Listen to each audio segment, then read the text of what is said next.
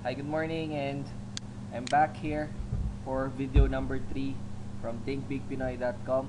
And okay, let's get started. Ganito ang gagawin niyo to create your very first website. Go to hubpages.com. Pagpunta niyo dito sa hubpages.com, hanapin niyo yung sign up now button. Okay? Just click on the sign up now button. Now, create a new Hubpages account. Now, tandaan niyo, di ba pinagawa ko kayo ng Gmail account kanina? Ngayon, kailangan niyo ulit gumawa ng Gmail account or Yahoo account. Now, use a pen name. Pwedeng babae, pwedeng lalaki. You're going to create an identity for that person.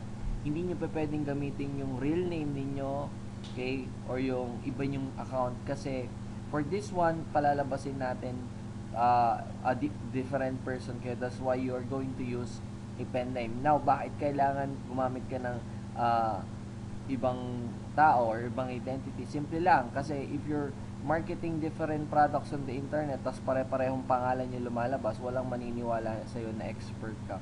So you really need to create different pen names, different accounts, different identities, bawat niche. So ang niche natin ay about how to get my wife back. So definitely ang account na dapat ko i-create ay lalaki. Okay? So I'm going to create an account. Okay? One of the accounts here nagagamitin ko. You create a Gmail account again or a Yahoo account. Okay? And then enter the details here. Okay?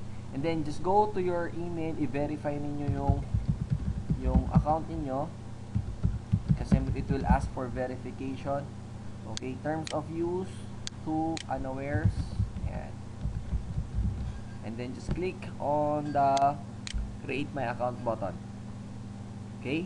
So ipo-pause ko muna kasi i-verify pa yung account. Okay?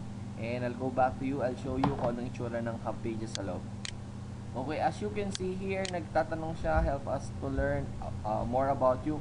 So, depende yan sa niche na napili nyo. Kung napili niyo is how to lose fat, kailangan ang interest ninyo about diet, about exercise, ganun. So, anything na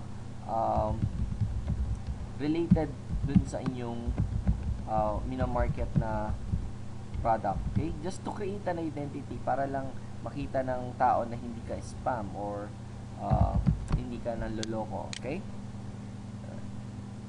Well, anyway, ayan. So, personal finance, pets and animals. Okay. Technology. Okay, just click on the continue. Continue. Okay.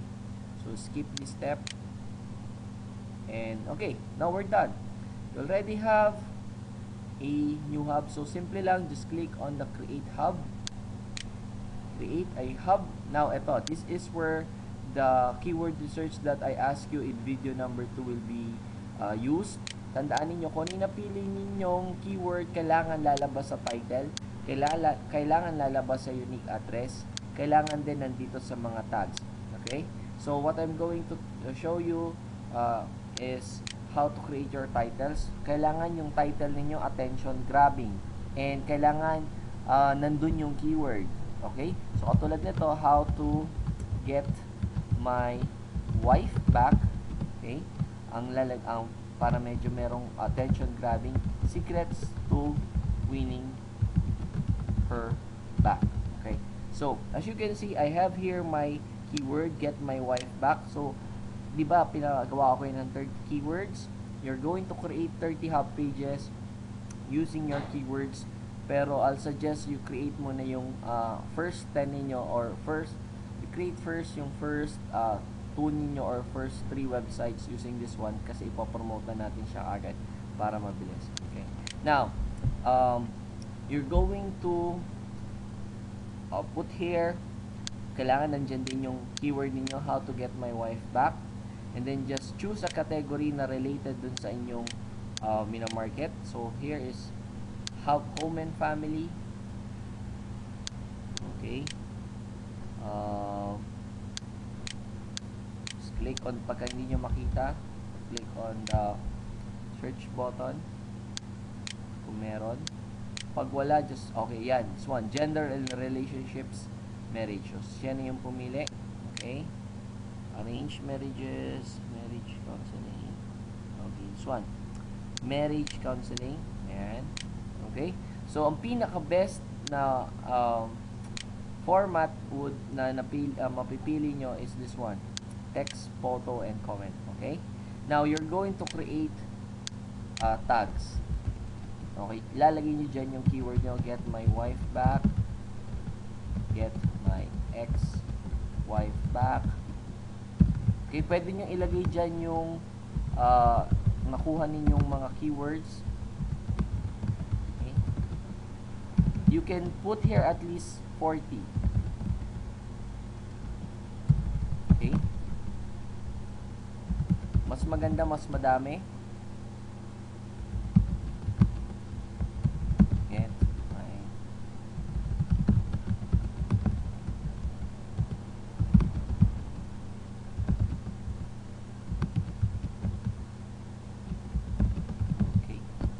Okay, and then simply click on the continue button.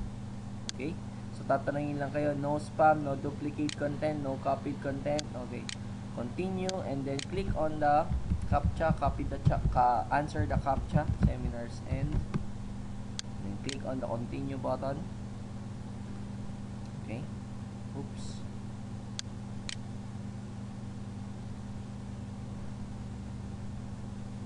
Okay, so in the next few minutes we'll be able to have our very own website. Okay, now you already have your own website. Okay, so yan na. Kaya lang, you have to set it up first. Don't do anything, huwag niyong baguhin to, nasa taas. Okay, ang kailangan niyong gawin yung nandito sa baba.